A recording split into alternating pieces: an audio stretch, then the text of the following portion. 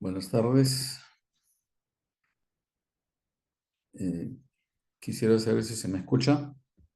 Buenas tardes, Doctor, buenas tardes, sí se escucha. Ya está.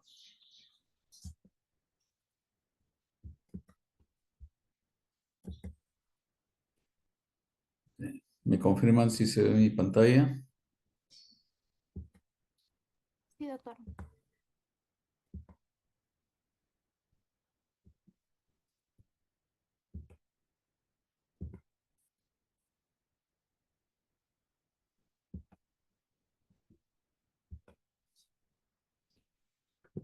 Muy bien, entonces empezamos la clase del día de hoy. Enfoque del paciente por problemas y principales síndromes reumatológicos. Soy el doctor Alfaro del Hospital Almenara Irigoyen, soy médico reumatólogo. Eh, es importante eh, hacer este análisis porque nos va a permitir enfocar apropiadamente el problema o los problemas que tenga el paciente o la paciente y actuar de acuerdo al análisis que nosotros hagamos del caso. Esta evaluación del paciente por problemas es, como vuelvo a repetir, pues muy importante para efectos de que ustedes enfoquen apropiadamente un determinado caso. Esta revisión que voy a hacer ahora está basada principalmente en un artículo publicado por un amigo de mi promoción de la universidad, el doctor Julio Muñoz, que es médico internista, que trabaja en el Hospital Daniel Carrión. Entonces, primero el concepto, ¿no? ¿Qué cosa es esto del enfoque basado en problemas? Y voy a pasar a leer de manera literal uno de los párrafos de este trabajo, de este artículo que he mencionado. Dice, cuando el estudiante y el médico Nobel comprenden esta tónica metodológica, comienza a vivenciar de modo diferente las inquietudes del hombre enfermo. Toman conciencia de la necesidad de cambiar sus métodos en el enfoque diagnóstico y aún de la educación médica, ¿no? Ese punto me parece muy importante porque justamente digamos, los casos más difíciles son los cuales nos va a permitir llegar con mayor precisión a definir un diagnóstico. Y obviamente esto influye también pues, en la educación médica. Yo nunca he recibido una clase al respecto eh, y espero que esta clase de hoy vaya a ser útil para toda su carrera. Entonces dice, el acto médico aparece así como un proceso integrado por una serie de pasos sucesivos que corresponden a la secuencia seguida por el método científico. La identificación de problemas de salud le permite al médico seguir un camino de razonamiento y buscar de manera ordenada la información teórica necesaria para resolver el diagnóstico y actuar en consecuencia. O sea, usar la información teórica publicada en la literatura, en las revistas, pero usar la información teórica de mayor nivel, ¿no? Metaanálisis, estudios controlados, ¿no? Y no basarnos pues en lo que diga solamente pues la experiencia, que si bien es válida, seguramente, pero esto es una de las partes importantes de lo que es la medicina basada en evidencias. Y deberíamos de actuar en consecuencia con respecto pues al análisis que hemos realizado del caso, porque no tiene ningún sentido llegar a una determinada conclusión y pues hacer, digamos, una conducta, digamos, de procedimientos o una conducta terapéutica no acorde a lo que estamos pensando.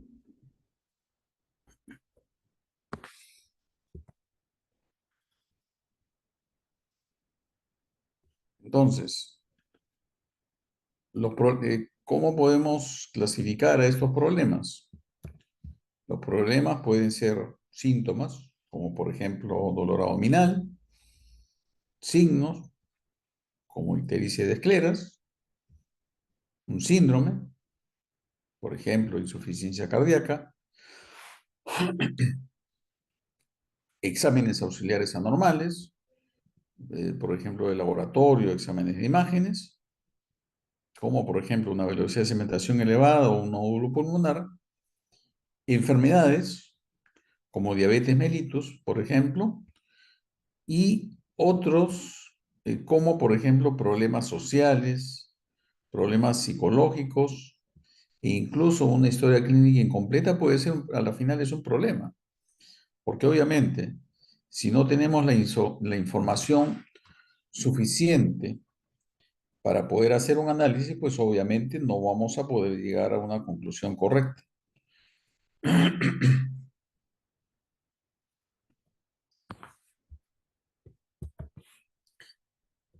Y dice una premisa fundamental en la elaboración de una lista de problemas es llevar cada problema al nivel más alto de resolución diagnóstica, con la evidencia disponible en un momento dado, agrupadas en lo posible en síndromes, y si esto no es posible, seleccionar un grupo de problemas guía para ir sustituyendo por un diagnóstico etiológico cuando este haya sido confirmado. Entonces, los problemas mencionados anteriormente, debemos en lo posible usar síndromes. Si no es posible, pues usar síntomas, signos e ir, como dice en esta frase,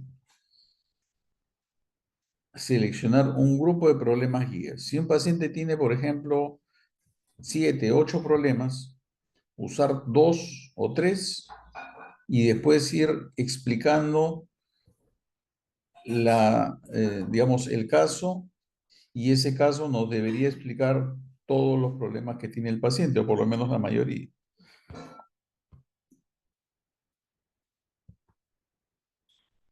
¿Ok? Entonces, tratemos siempre de dar un nombre correcto a los problemas. ¿Ok? Ese es también una premisa, un punto muy importante. Muy bien. ¿Cuáles son los principales síntomas de un paciente reumático? Es evidente que el dolor es una de las características más importantes de los síntomas pues, de patología musculoesquelética, e inclusive también las patologías autoinmunes sistémicas.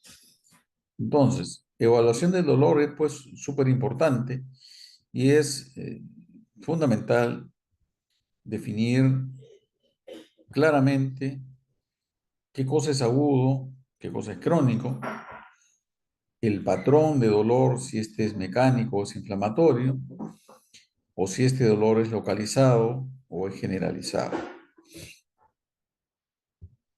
La rigidez articular es también una característica importante dentro de las manifestaciones clínicas de pacientes reumáticos y usualmente la rigidez va a presentarse después de un periodo de tiempo en el cual la movilidad de las articulaciones pues está limitada usualmente por el sueño, o sea, es usualmente más frecuente que la rigidez ocurra pues en el momento, en la mañana al despertarse. Entonces, muy importante preguntarle al paciente, señor, señora, ¿usted siente sus articulaciones que están rígidas o, como se expresan también los pacientes, están duras? Algunos pacientes refieren esta sensación de rigidez como adormecimiento, ¿no? Ese es un punto también importante. Tenemos que saber interpretar adecuadamente lo que nos refiere el paciente.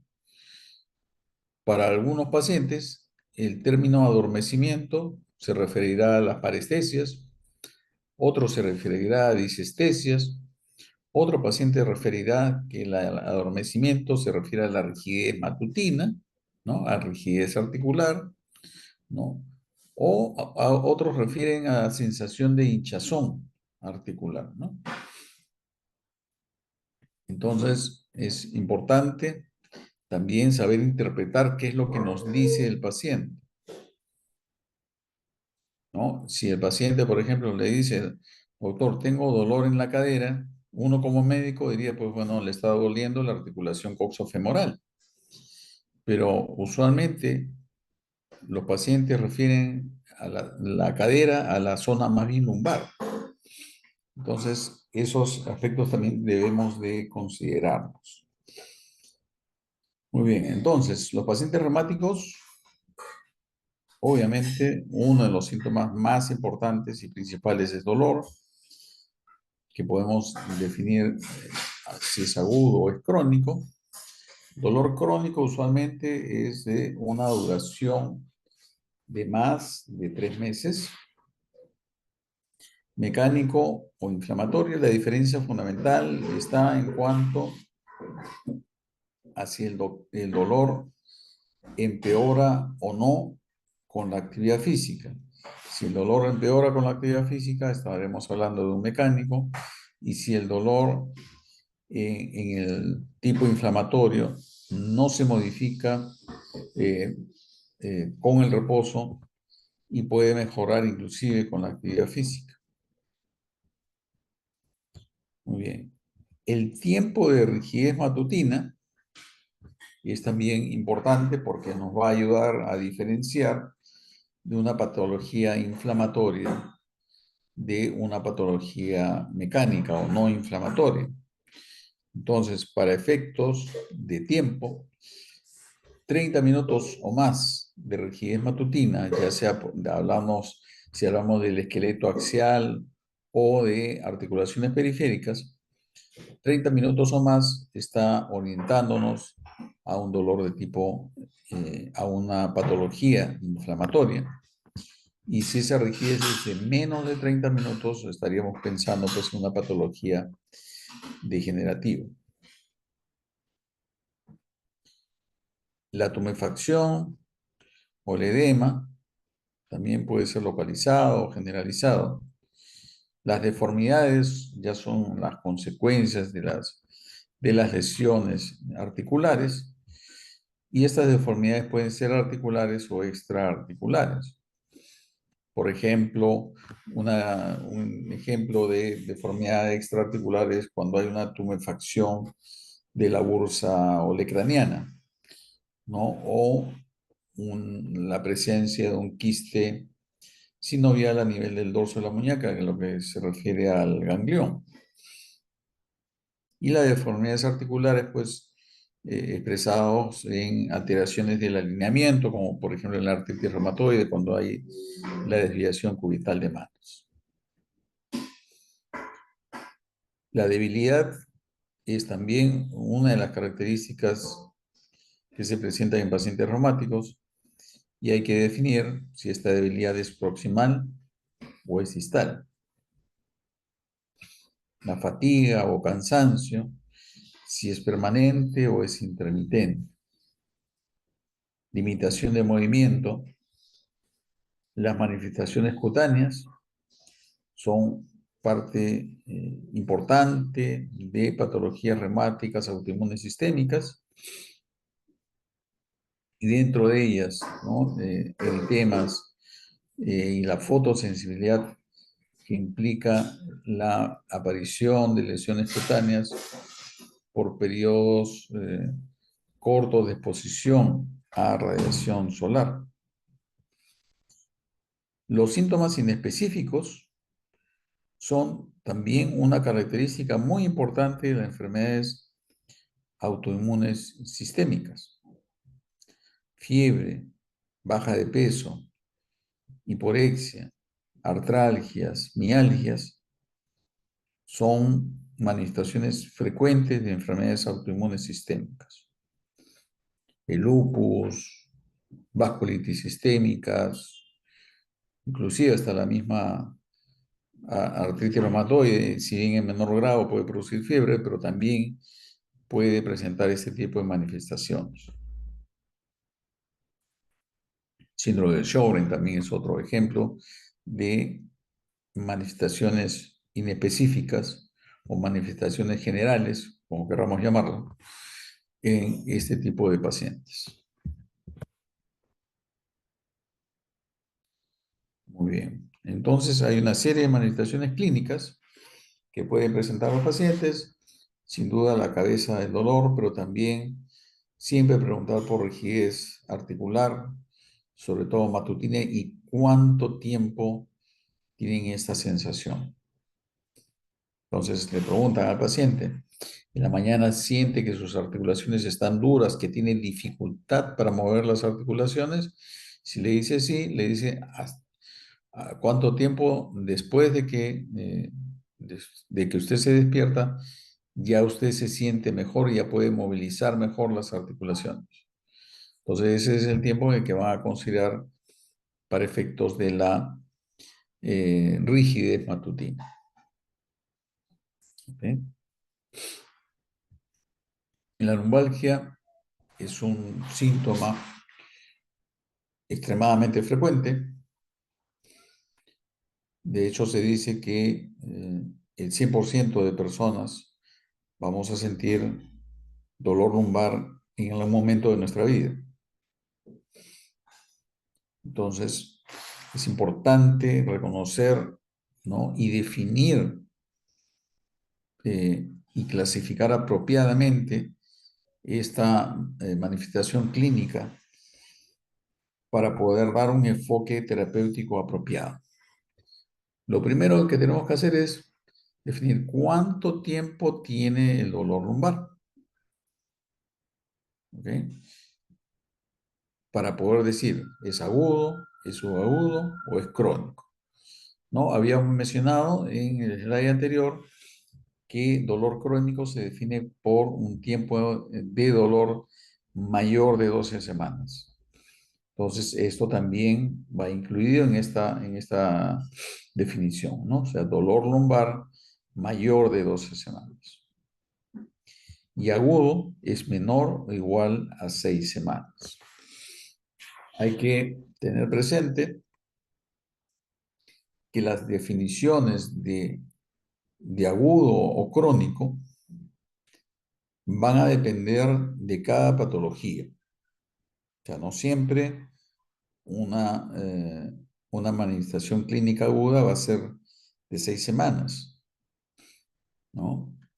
O el dolor crónico o otra manifestación crónica no necesariamente va a ser mayor de 12 semanas. Entonces, cada patología tiene su propia definición de agudeza y de cronicidad. Entonces, habíamos mencionado de que la lumbalgia crónica, o sea, una lumbalgia de más de 3 meses, debemos de clasificar en tipo mecánico o inflamatorio. Muy bien. La lumbalgia mecánica empeora con la actividad física y mejora con el reposo. En la lumbalgia inflamatoria, el dolor no mejora con el reposo y más bien mejora con la actividad física. Tiempo de rigidez matutina axial, más de 30 minutos. Y esto se presenta de manera característica en personas jóvenes, menor de 40 años.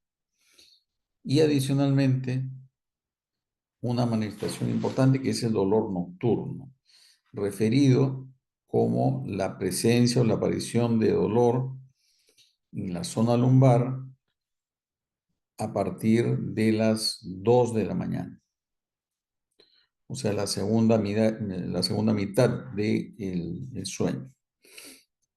Todo dolor nocturno va a ser definitivamente un dolor importante y nos debe hacer sospechar de una patología orgánica. Entonces, háganle siempre caso a este dolor nocturno. Paren sus orejas porque lo más probable es que los síntomas que está refiriendo el paciente tenga que ver con una patología significativa.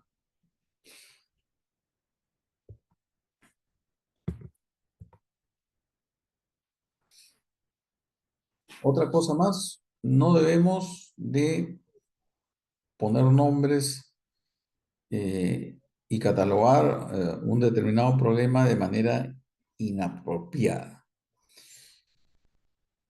Este slide en el cual estoy poniendo de que no existe el síndrome doloroso articular es para que ustedes, si alguna vez lo usaron, no lo vuelvan a usar nunca más. ¿Ok? No existe, no existe ese síndrome. ¿Ok?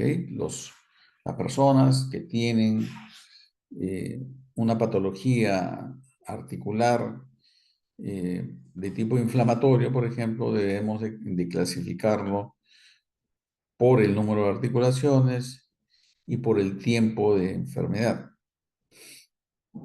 Al hablar de síndrome doloroso articular, solamente nos estamos refiriendo, pues, una persona que tiene artralgias, dolor articular, y eso no nos dice absolutamente nada. No nos dice absolutamente nada. Es como decir síndrome doloroso abdominal también. ¿Qué cosa implica tener un síndrome doloroso abdominal? ¿Que le duele el abdomen? ¿Y qué más? No nos orienta absolutamente a nada. ¿Ok? Entonces, no usemos este término de ninguna manera.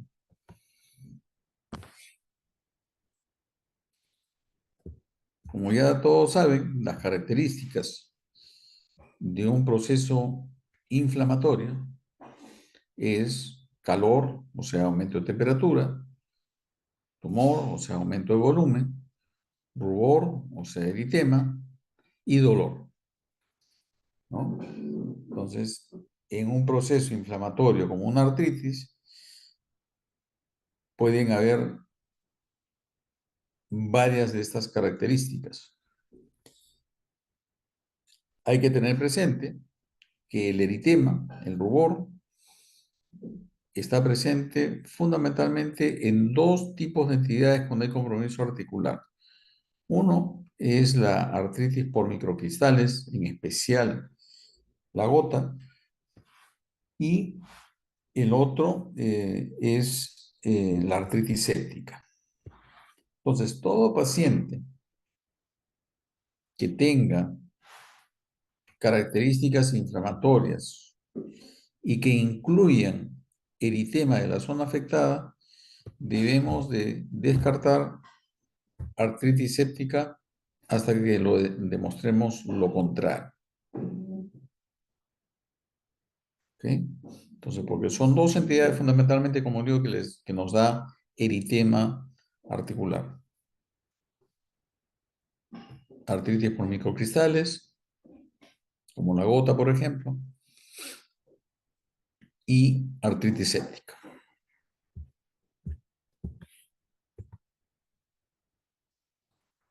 Muy bien. Entonces, si un paciente tiene tumefacción articular, ¿no? Debemos de definir cuántas articulaciones están afectadas y desde cuándo tiene las manifestaciones clínicas. ¿Ok? Entonces, un paciente, por número de articulaciones, cuando hay compromiso inflamatorio articular, obviamente una monoartritis es cuando hay una sola articulación afectada, oligoartritis cuando hay 2 a 4 articulaciones y poliartritis cuando hay 5 o más articulaciones. Por ahí hay algún artículo que dice que es 4 o más una poliartritis, pero El consenso es prácticamente en todo el mundo, ¿no? Que la poliartritis se refiere a afección inflamatoria de 5 o más articulaciones. ¿Ok? Y esta tiene que ser nuestra definición. Ahora, la monoartritis, oligoartritis o poliartritis tenemos que ponerle un apellido. ¿Ok? Esos son los nombres y tenemos que poner un apellido. Y el apellido puede ser aguda o crónica, según tiempo de enfermedad. Es aguda, una artritis, ya sea mono, oligo o poliarticular, de menos de 2 semanas, vamos a definirla como aguda, y crónica cuando tiene un tiempo de enfermedad de 6 o más semanas. ¿Okay? A diferencia de la lumbalgia crónica, que era de más de 12 semanas, para hablar de artritis crónica es 6 mayor o igual a 6 semanas. Algunos autores dicen 4 semanas, pero en general, de manera similar al concepto anterior, eh, el consenso general nos dice que para definir como una artritis crónica, ya sea mono, oligo o poliarticular, debe ser de 6 semanas o más. Entonces, si si tenemos un paciente que tiene una tumefacción articular de rodilla y solamente la rodilla derecha, entonces estamos hablando de una monoartritis, pero tenemos que identificar el tiempo que tiene el problema.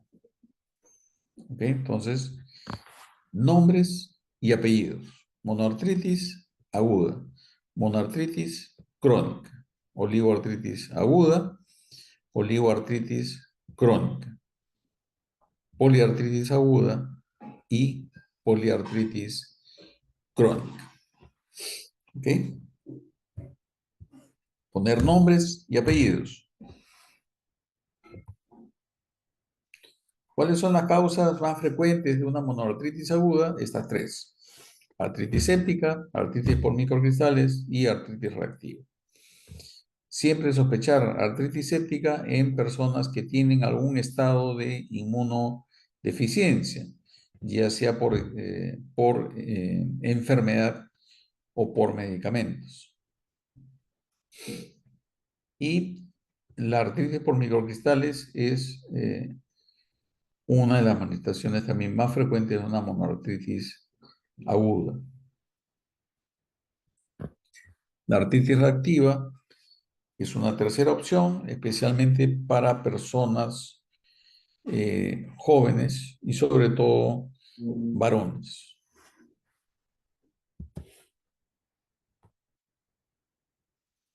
Entonces, ¿y por qué es importante hacer poner el nombre apropiado al problema? Porque esto justamente nos permite plantear diagnósticos. Si planteamos correctamente un problema, entonces vamos a poder definir más claramente qué enfermedad tiene el paciente. Si, por ejemplo, tenemos un paciente que refiere dolor en ambas rodillas y de acuerdo a nosotros, al evaluar, encontramos que solamente una de las articulaciones está afectada, ¿no? Está con líquido intraarticular, aumento de temperatura, dolor a la movilización, a la palpación. Entonces, y tiene 1 semana de enfermedad. Entonces, ahí tendríamos que decir que es una monoartritis aguda. Pero supongamos que el paciente es similar, pero con más de 6 semanas, entonces diremos que tiene una monoartritis crónica. Y como vamos a ver en un momento, las causas son totalmente distintas. Para una monoartritis aguda, ya habíamos mencionado, artritis séptica, artritis por microcristales, artritis reactiva, Y para una monoartritis crónica, las causas son distintas. Tuberculosis y artritis reumatoide.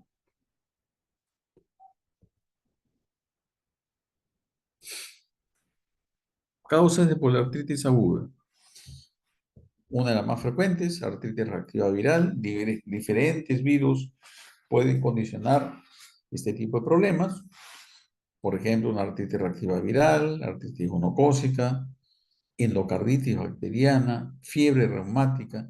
La misma artritis reumatoide, si bien por definición debe ser una artritis crónica, sin embargo, en fases iniciales de enfermedad, pues sí podemos tener este tipo de casos.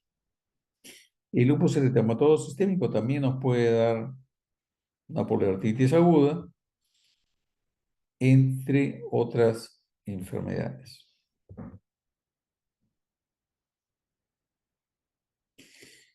¿Cuáles son las causas de una poliartritis crónica? La artritis reumatoide, otras enfermedades difusas, tejido conectivo como lupus, síndrome de Sjögren, artritis por microcristales, tanto la artritis por microcristales de pirofosfato cálcico como la misma gota en sí, sobre todo eh, asociadas a presencia de tofos.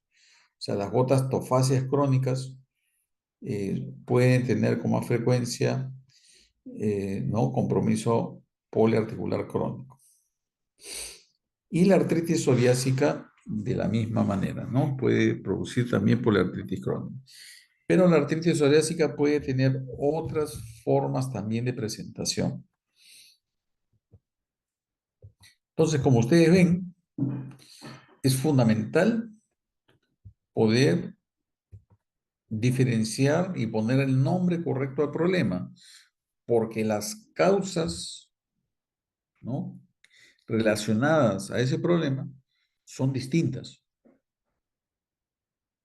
¿Ok? Entonces, ese es un punto, entonces, crucial, dar el nombre apropiado al problema.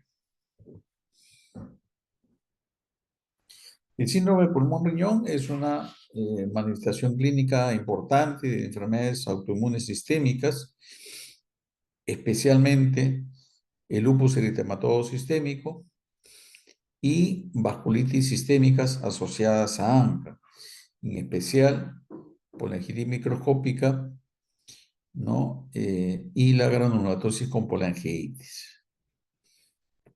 ¿Cuáles son las manifestaciones clínicas del síndrome de pulmón-riñón? Uno, hemorragia alveolar, o sea, ocurre hemoptisis, hay infiltrado alveolar difuso en imágenes y una disminución y caída brusca de hemoglobina, sin una evidencia clara de sangrado. Y la otra manifestación clínica asociada al síndrome de pulmón-riñón, aparte de hemorragia alveolar, es la glomerulonefritis rápidamente progresiva, definida como un deterioro de la función renal de más del 50%, disminución de depuración de creatinina en menos de 3 meses. ¿Ok? Muy bien. Entonces, hasta aquí, no sé si hay alguna pregunta.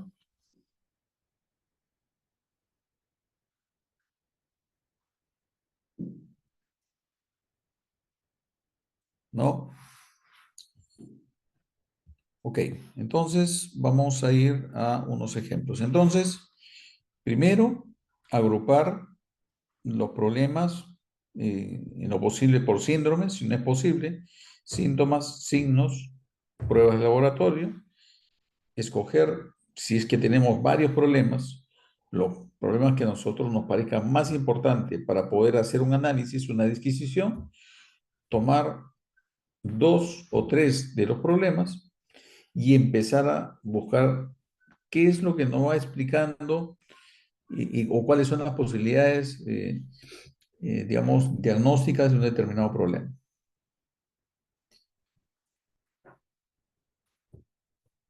Muy bien, entonces vamos a ir a un ejemplo. Dice, mujer de 75 años que ingresa procedente del servicio de urgencias por dolor en rodilla derecha de carácter agudo de 24 horas de evolución.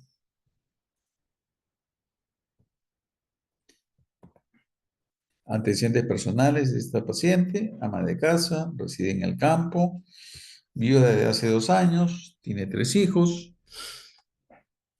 Antecedente importante: hipertensión de larga evolución en tratamiento farmacológico. No tiene antecedente de diabetes mellitus, ni de dislipidemia, no antecedente de hiperuricemia, ni alergias. No ha sido sometida a intervenciones quirúrgicas y su tratamiento habitual es toma de nifedipino, quinapril, furosemida y digoxina. Entonces, acá tenemos antecedentes importantes, ¿no?, que debemos de considerar. El antecedente más importante, sin duda, es la hipertensión arterial. Esta paciente, adicionalmente, es una persona de la tercera edad. Entonces, ese aspecto también, sin duda, es importante. ¿Ok? Entonces, estamos hablando de una persona de tercera edad que viene por un cuadro de dolor de rodilla derecha de 24 horas de evolución, bajo el fondo de una hipertensión de larga data y que recibe tratamiento antihipertensivo, pero vemos también que usa digoxina. La digoxina no es, pues, un medicamento que se usa para hipertensión, sino más bien para insuficiencia cardíaca. Entonces tenemos que ver qué es lo que está pasando en esta paciente. Entonces dice, encontrándose previamente asintomática, la tarde del día anterior a su ingreso, comienza con molestias en rodilla derecha sin hipotencia funcional. Al día siguiente, al levantarse por la mañana, refiere un dolor severo en la rodilla con hipotencia funcional, aumento de volumen, calor local y fiebre. Y la fiebre de hasta 38 grados centígrados. Y esa es la razón por la cual acude a emergencia, ¿no? Comienza a presentar dolor de rodilla derecha el día anterior al ingreso y a la mañana siguiente, fiebre, dolor intenso e impotencia funcional. La paciente no refería traumatismos previos y no había habido presencia de episodios similares. Vemos que la presión arterial sistólica está en el límite superior, 70, la frecuencia cardíaca está bien, la temperatura al momento de la evaluación está dentro de los normales, cardiovascular nada que llame la atención, la piel tampoco, cabeza y cuello, tórax y abdomen sin alteraciones, y en extremidades no había edemas de miembros inferiores, ni signo de trombosis venosa, y el examen nos indica de que la paciente está con aumento de volumen de líquido en la rodilla. Dice que está caliente, o sea, hay aumento de temperatura y con tumefacción, con signo del témpano en 2 cruces. Muy bien, entonces, hasta este momento lo que tenemos claro es que es una mujer de tercera edad con antecedentes de hipertensión que presenta un cuadro de dolor agudo con aumento de volumen de la rodilla derecha de 24 horas de evolución asociado a una fiebre de 38 grados centígrados. El examen físico, lo que ya les mencioné, lo significativo, una presión sistólica levemente incrementada y con una evidente afección inflamatoria de la rodilla derecha, expresada en signo del témpano, el aumento de temperatura y obviamente dolor a la palpación. La movilidad estaba disminuida. Entonces, esta paciente, ¿qué problemas tenemos? Hipertensión arterial, fiebre de 38 grados y una monoartritis aguda de rodilla derecha. Habíamos mencionado que en una monoartritis aguda tenemos fundamentalmente tres opciones. La tercera va más para pacientes jóvenes. Nuestra paciente del problema es una persona de 75 años, por lo tanto la artritis reactiva nos queda como una posibilidad alejada. La otra opción, o las otras dos opciones que son las más probables, son la artritis séptica y artritis por microcristales. Entonces, tenemos una monoartritis aguda con fiebre. Nuestra primera opción, evidentemente, tendría que ser una artritis séptica.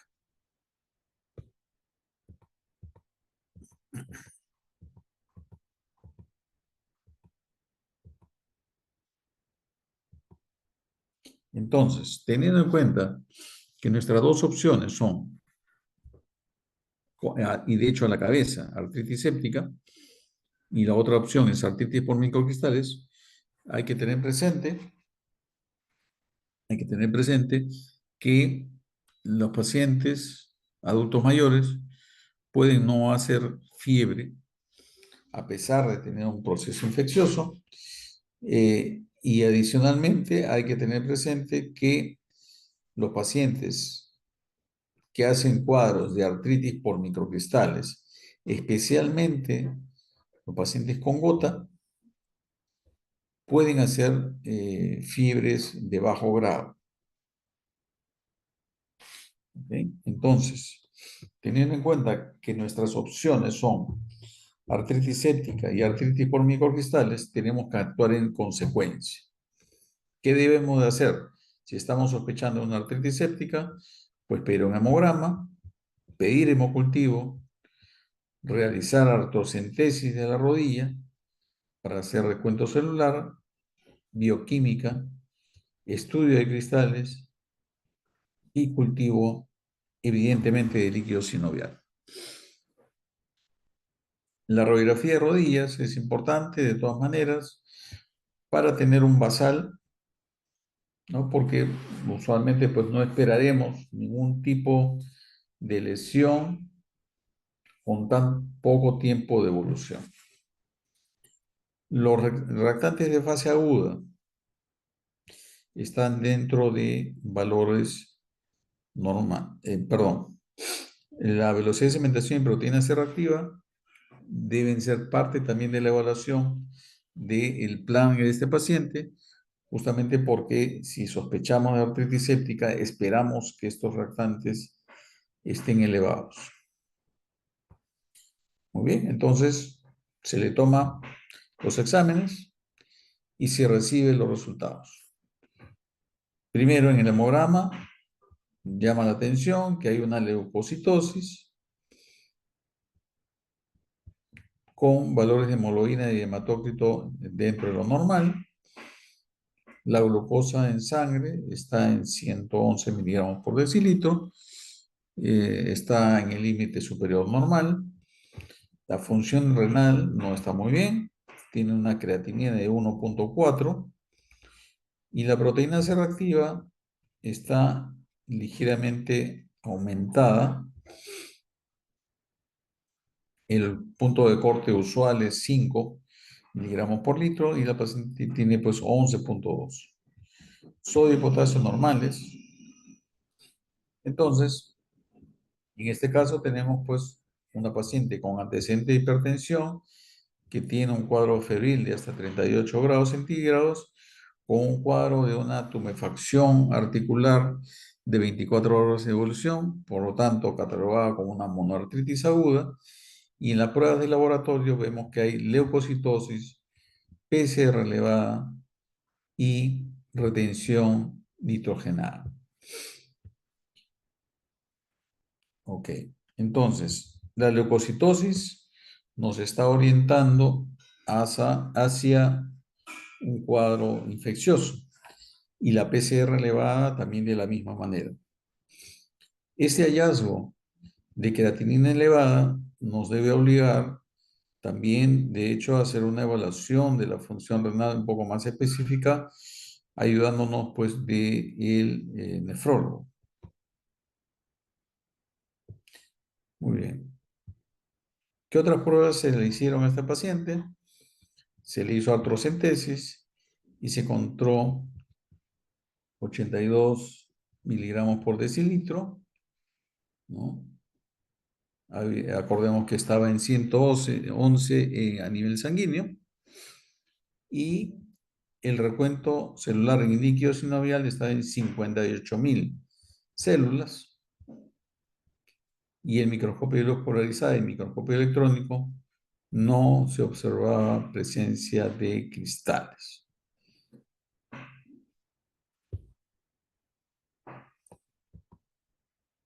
Muy bien, entonces, estos datos que nos están dando adicionalmente nos refuerzan la posibilidad de que esto sea pues una artritis séptica.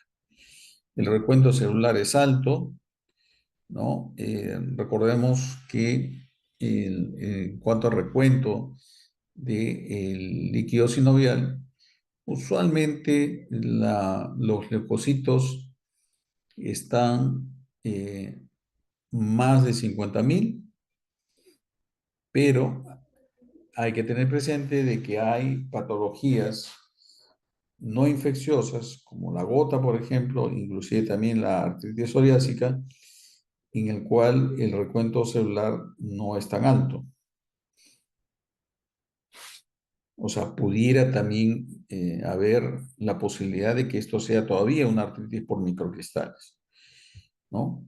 Porque para que podamos estar más seguros de que esto es, digamos, una infección, el recuento celular debería ser de más de 100.000.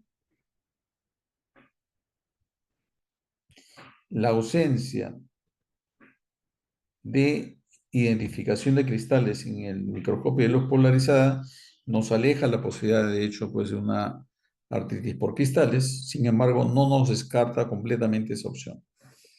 Pero los datos nos están sugiriendo de que esto es una artritis séptica.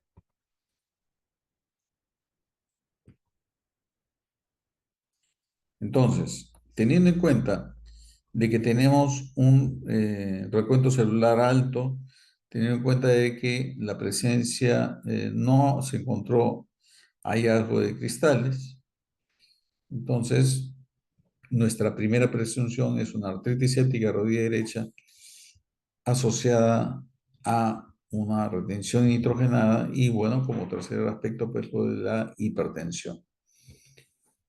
Entonces, ya se tomó el hemocultivo, ya se tomó el cultivo del líquido sinovial y entonces tenemos, como dice la primera parte de esta charla, ¿no? Actuar en consecuencia a lo que estamos planteando. Si estamos planteando que esto es una artritis séptica, ya tomamos como medidas la toma de muestra de líquido sinovial para cultivo y el hemocultivo y debemos de empezar una terapia antibiótica empírica. ¿Okay? Debemos de cubrir tanto gram positivos como gram negativos. Dentro de los gram positivos, el germen más frecuentemente afectado o que se compromete en este tipo de entidad es el estafilococo aureus. Entonces debemos de cubrir tratamiento antibiótico basado en eso. Pero hay que esperar de todas maneras el resultado de cultivo, el líquido sinovial y el hemocultivo también, de hecho, para precisar una terapia antibiótica definitiva según el antibiograma. ¿Ok? Adicionalmente, tenemos una paciente hipertensa que está con retención nitrogenada. Es posible que esta paciente pues esté haciendo daño renal por hipertensión, ¿no? Esté haciendo una nefropatía hipertensiva.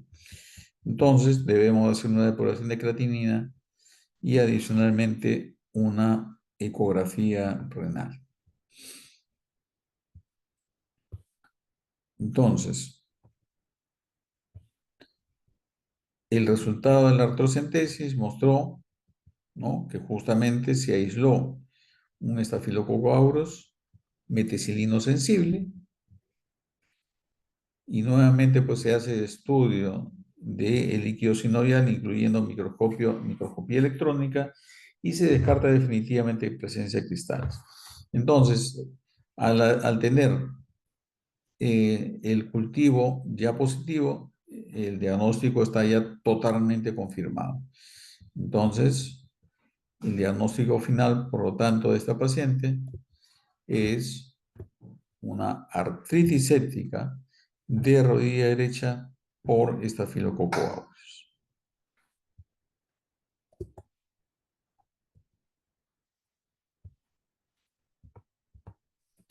¿Ok? Entonces, ¿alguna duda, alguna pregunta sobre cómo hemos ido por pasos para definir el diagnóstico? Está claro, doctor. Está claro, perfecto. Listo. Muy bien, entonces nos tomamos unos 3 minutitos de receso. Son perdón, 3:33. A las 3:36 nos reencontramos nuevamente. 3 minutitos de receso.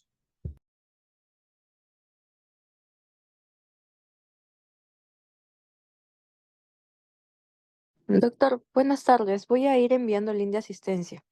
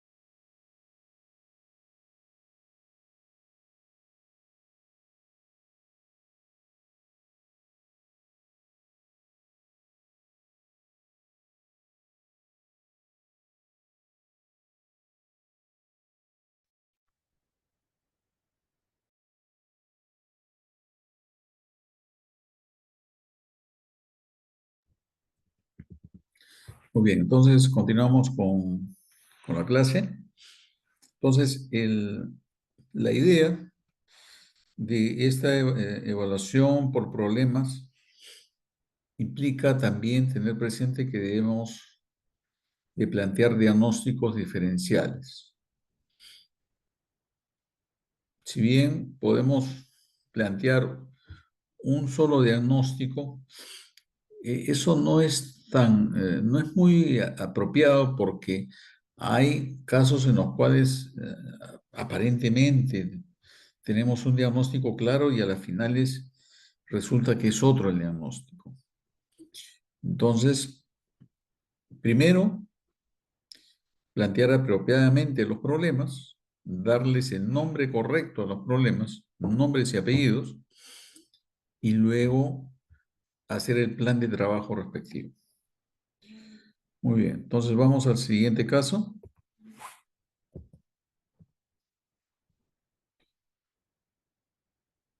Es una mujer joven que inicia su enfermedad en julio del 2020. Julio del 2020 inicia con disnea a moderados esfuerzos, artralgias en manos y rodillas asociadas a aumento de volumen, por lo cual se automedica con naproxeno con mejoría parcial. Y además nota placas eritematosas redondeadas en la frente, puente nasal y en orejas. En agosto de ese mismo año, o sea, un mes después del inicio de la enfermedad, del dolor articular y la disnea, dice, la disnea persiste y estas placas eritematosas aparecen también a nivel del cuello, tórax y abdomen. 2 meses después del inicio de la enfermedad, presenta caída de cabello y baja de peso no cuantificada. 3 meses después del inicio de la enfermedad, la paciente empeora la disnea, esta llega a pequeños esfuerzos, acude a un médico particular y en la radiografía de tórax se encuentra un derrame pleural derecho. O sea, de hecho ya desde septiembre ya había una evidencia de derrame pleural. Entonces, el 3 de noviembre, la paciente ingresa por emergencia al Hospital Almenara, en mal estado general, taquicárdica, las lesiones descritas, lesiones eritematoidescamativas y anulares en cara anterior de tórax, lesiones papuloeritematosas en frente, rash malar, alopecia difusa, con murmullo vesicular abolido en todo el hemitórax derecho, sinovitis de interfalangias proximales y metacarpofalángicas en ambas manos, con dolor a la palpación. Recuento articular de dolorosas, 12 de 28 y tumefactas, 10 de 28 articulaciones. Entonces, acá podemos estar hablando de una paciente que comienza a presentar dolor articular desde julio del 2020, es vista en el mes de noviembre en el hospital, se encuentra más de 4 articulaciones tumefactas, por lo tanto estamos hablando de una poliartritis. Y teniendo en cuenta el tiempo de enfermedad, más de 6 semanas, entonces estamos hablando de una poliartritis crónica, ¿ok? Entre otros problemas. Entonces, tenemos que ir dando los nombres apropiados a los problemas. Entonces, se le hizo exámenes al momento del ingreso, la hemoglobina estaba bien, las plaquetas estaban disminuidas, lo normal es de 150.000 a 350.000, y vemos, por lo tanto, pues que hay una plaquetopenia moderada.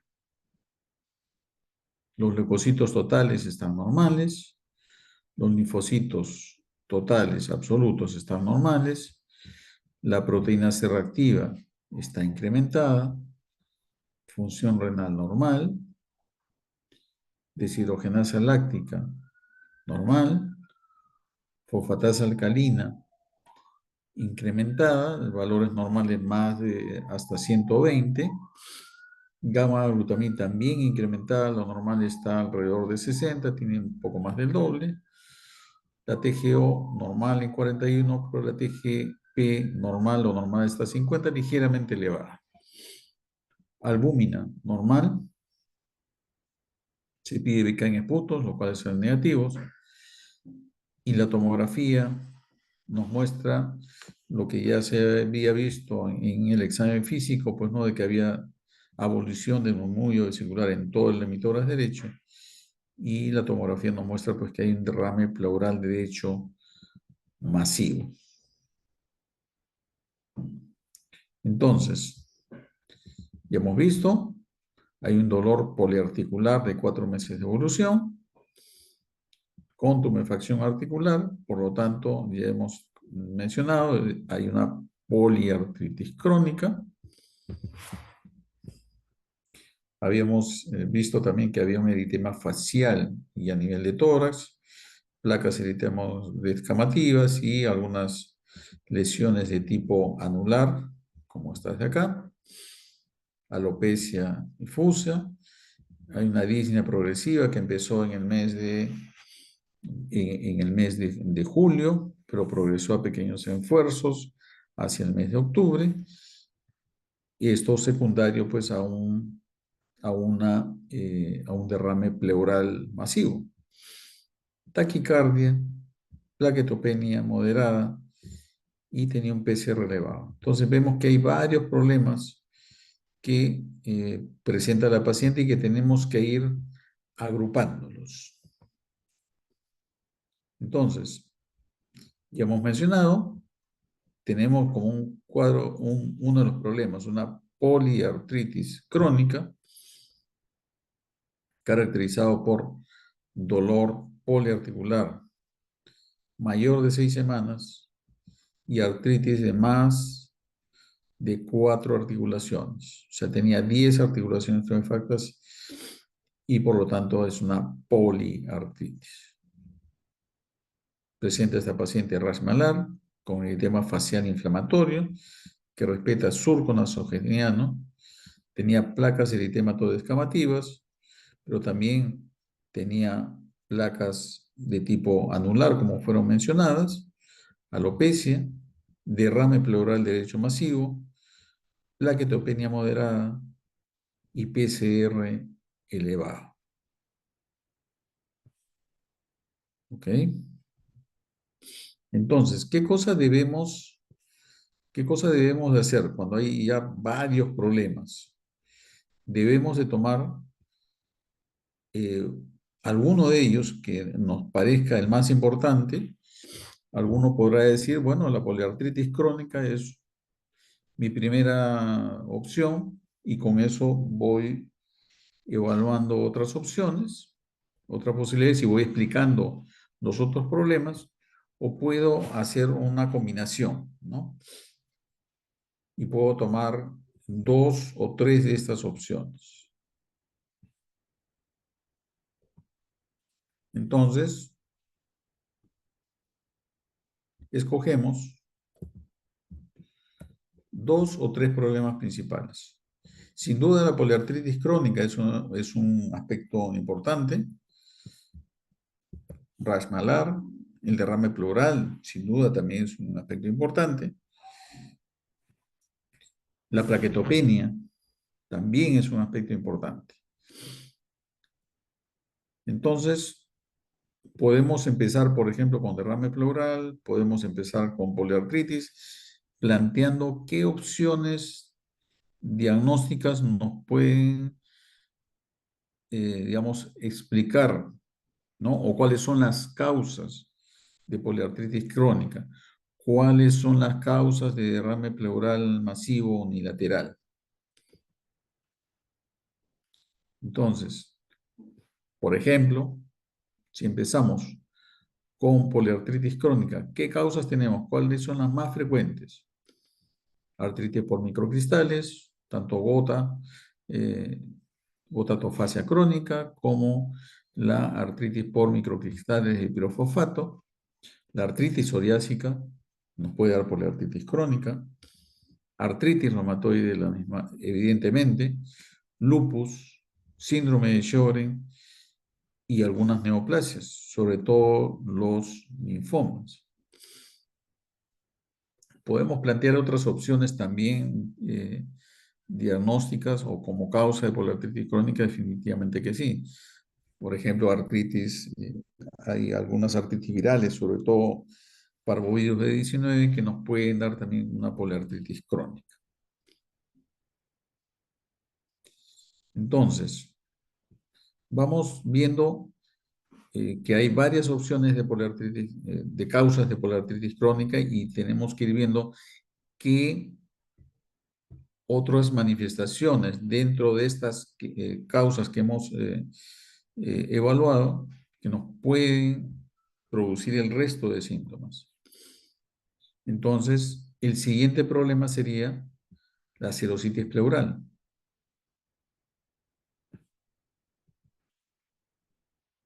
Una artritis por microcristales de ninguna manera nos produce una serositis pleural. Por lo tanto, esta opción pues nos queda definitivamente eliminada.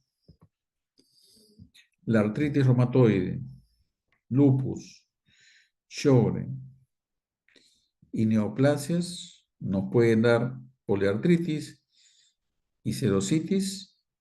Entonces ahí tenemos que empezar a hacer búsqueda.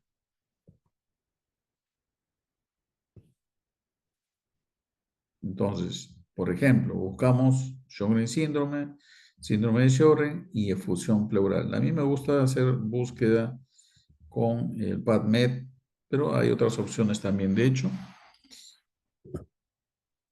Y vamos viendo qué artículos nos pueden responder esta pregunta.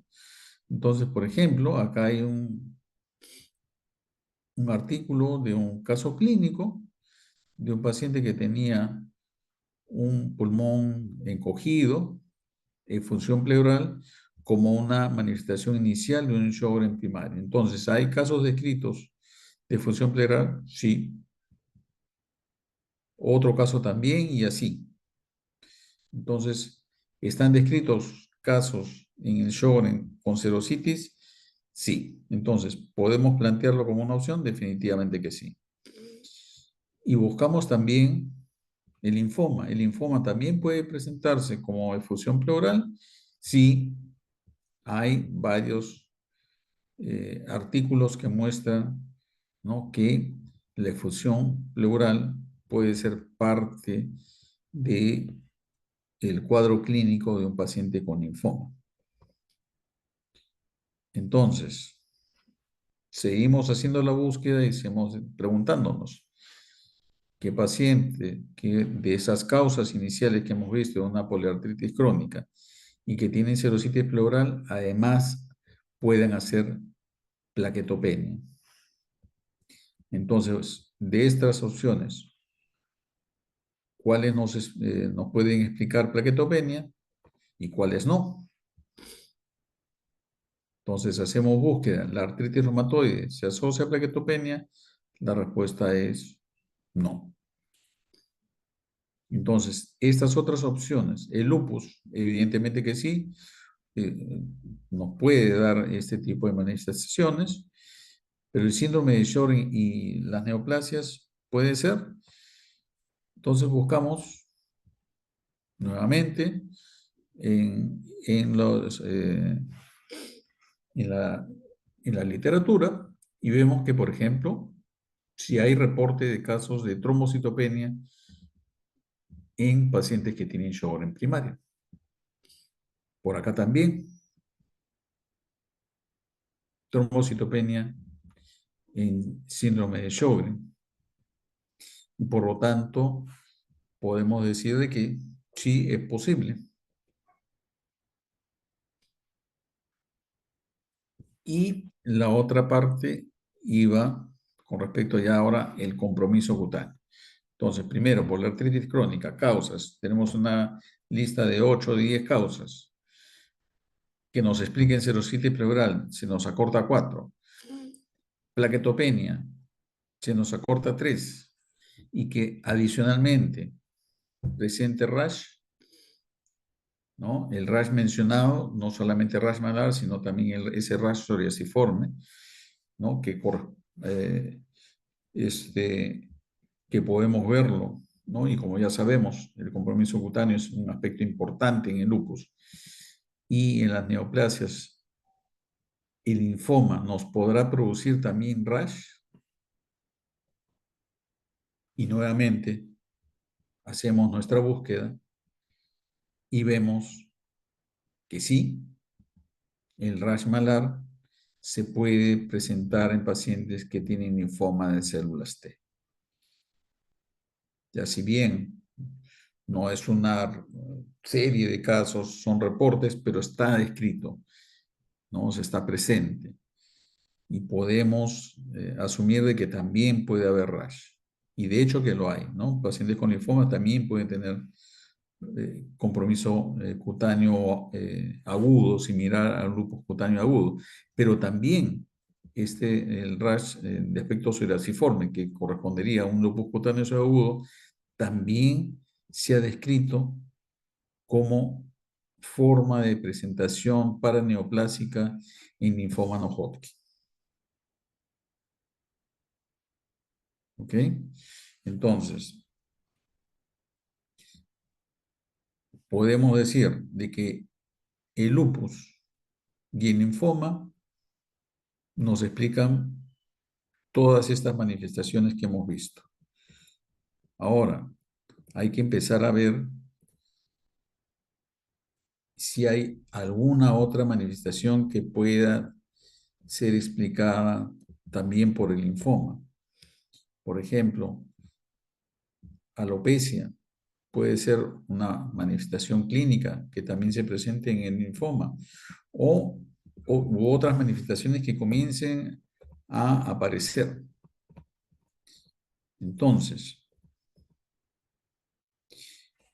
nuestra primera presunción, teniendo en cuenta todas las manifestaciones clínicas que ha presentado la paciente, es un lupus eritematoso sistémico.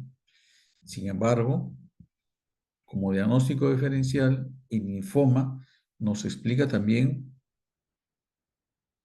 todas estas características. Y es lo que debemos de evaluar para definir si es que también podemos hacer un diagnóstico de linfoma. Pero la historia nos comienza a dar otras informaciones. En 5 de noviembre, la paciente ingresa por disnea pequeños esfuerzos, requiere uso de oxígenos, 3 litros por cáluga binasal, pasa a neumología para descartar TBC y estudio de plaquetopenia. Y los exámenes del 7 de noviembre muestra, había bajado un poquito la hemoglobina, estaba en 14 y algo, baja a 12.9, las plaquetas bajan un poquito más a 72.000, leucocitos se mantienen normales y ya se encuentra linfopenia. Estaba más de 1.000 al inicio y ahora está en 600. No hay trastorno de función renal, hay hipoalbuminemia importante y el sedimento urinario muestra leucocituria con microhematuria y proteína 2 cruces en orina. Hepatitis viral sale negativo y sale un resultado de anticuerpos antinucleares positivos, 1 sobre 1000 patrón homogéneo con anti-SM positivo. Le realizan toracocentesis en 3 oportunidades, le drenan aproximadamente 1000 centímetros cúbicos. Le hacen estudios de BK, Bloxel, citología para neoplasia, salen negativos, negativo para estudio de micobacteria y el Bloxel también que es para micobacteria y al tener un derrame pleural unilateral le realizan una biopsia y es informada como una pleuritis crónica. Le hacen una biopsia de piel y concluyen que tiene un lupus eritematoso cutáneo subagudo. Teniendo en cuenta el periodo de la pandemia, ¿no? Esta paciente se evaluaba por teleconsulta y a pesar de todo el cuadro clínico que se había mencionado, el médico neumólogo dice, bueno, vamos a darle tratamiento específico porque tiene una inflamación crónica severa. con tejido de granulación a nivel pleural. No le importó que tuviera ras malar, no le importó que tuviera un lupus cutáneo subagudo, ¿no? No le importó que en el examen de orina hubiera proteína 2 cruces, solamente se enfocó en que tenía una inflamación crónica severa, ¿no? Con un derrame pleural masivo. Y le inician tratamiento específico. Entonces, este es un aspecto importante en el cual no se actuó en consecuencia de lo que uno está evaluando. No se actuó en consecuencia. En enero, la paciente presenta aumento de volumen de pies, con eritema, sensación de ardor. Se plantea que hay una posible neuropatía asociada a tratamiento antituberculoso. Indican piridoxina, evaluación por reumatología. En enero, ¿no?, del año 2021, es evaluada en reumatología del Hospital Grau. El reumatólogo ve pues que tiene el paciente alopecia, las lesiones mencionadas, artritis, hace un diagnóstico de lupus activo, ¿no? Después de que la enfermedad empezó en el mes de julio, ¿no?, del 2020, y que teníamos información suficiente en el mes de noviembre de 2020 para plantear ese diagnóstico. Se inicia hidroxicloroquina, se suspende terapia antituberculosa y se transfiere al Hospital Almenara. La paciente persistía con disnea, ahora estaba con dolor abdominal, vómitos, persistía la taquicardia, ya habíamos visto el resultado de ANA positivo a títulos altos, con anti-DNA positivo, anti-SM positivo, persistía la plaquetopenia, pero ya ahora una plaquetopenia leve, linfopenia, la tomografía confirmaba pues, ahora que había un derrame pleural bilateral, había también infusión pericardia, o sea, ya estamos hablando de una policirositis, hipocomplementemia, proteínas 3 cruces en orina, anemia, ¿no? Retención, comienza a haber retención nitrogenada y con todo este cuadro clínico, pues ya la posibilidad de un linfoma ya queda pues descartado, ¿no? Evidentemente.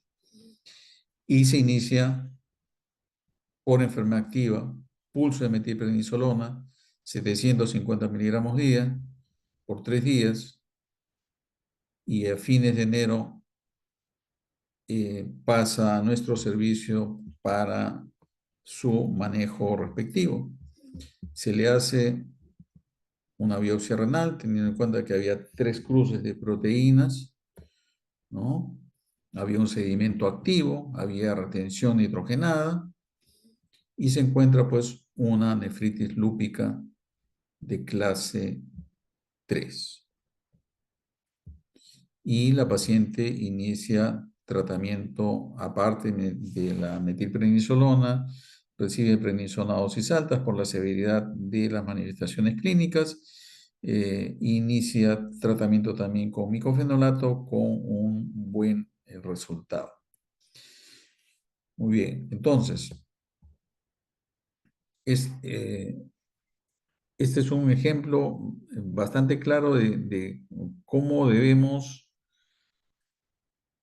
enfocar el problema y cómo debemos de actuar en consecuencia de acuerdo a lo que uno va pensando, ¿no?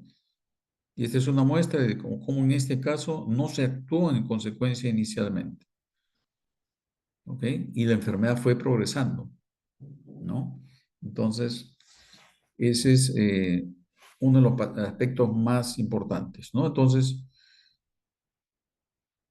como resumen, debemos de siempre identificar los problemas más importantes. Número 2, debemos de darle el nombre correcto a los problemas. Debemos de tomar los problemas más importantes para empezar a hacer la disquisición diagnóstica y nunca olvidarnos de que debemos de hacer diagnósticos diferenciales. Lo que nos parece que es, no necesariamente lo es. ¿Ok? Entonces, siempre tengamos presente que el diagnóstico diferencial debe ser parte de la evaluación rutinaria de todo paciente. Si hay diagnósticos evidentes, como al final en este caso ya a la paciente se le vino pues todas las manifestaciones clínicas, pues ya no hay mucha dificultad. Pero hay otras en las cuales pues debemos hacer un raciocinio e inclusive debemos hacer búsqueda bibliográfica para casos que son difíciles, ¿no? ¿Ok? Entonces, ese sería el mensaje final. No sé si tienen alguna duda o alguna pregunta.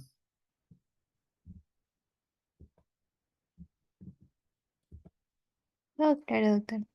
Todo claro. Qué bueno. Entonces, tengan presente este enfoque. Es muy útil. Va a servir para toda su carrera. Y bueno, eso sería todo pues de mi parte. Que tengan un buen fin de semana. Gracias, Muchas doctor. gracias. Gracias, doctor. Buenas Buenas tardes, gracias, doctor. Buenas tardes.